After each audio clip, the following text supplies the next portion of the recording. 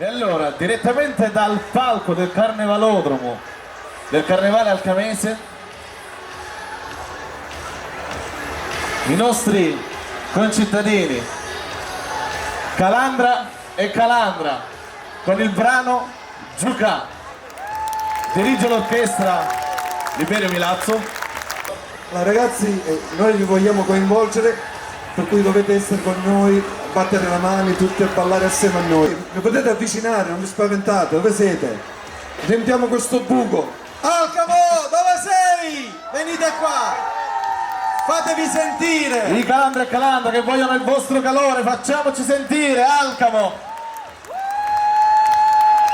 E allora pensate, questo poteva essere un brano sanremese, C'è mancato poco, poteva essere veramente una hit. Ma noi possiamo presentare anche la corista che è alcamese.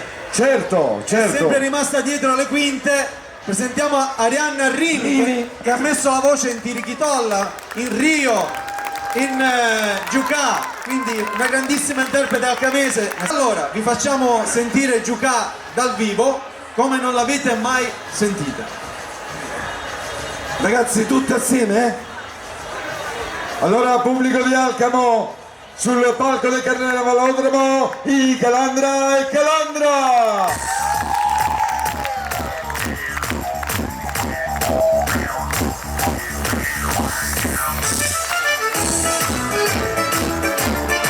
Mani al tempo, tutti!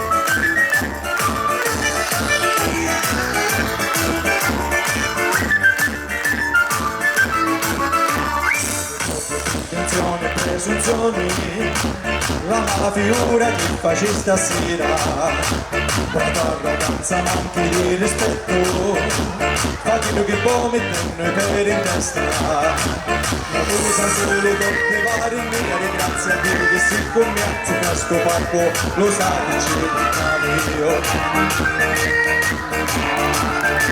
Oh, che è successo? Che è successo? C'è un buco sul palco. Pino! Scusate, Pino! c'è un imprevisto? Ma tu nevi? Pino! Pino!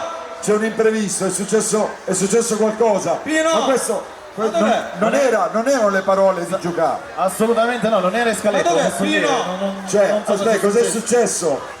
È successo. Vado a recuperare. Scusate signori, non era previsto, non so cos'è successo. Vado a ai recuperare. Calandra. Era uno scherzo. A carnevale ogni buco vale. La cosa bella è che Arianna non sapeva niente. Arianna è rimasta come cingolino scanciante. Fate un applauso ad Arianna perché non se l'aspettava. Buco, morte e mettete. Beppe Vessicchio, Beppe Vessicchio. Grazie. Grazie, continuiamo a divertirci. Ciao ragazzi, grazie. Viva!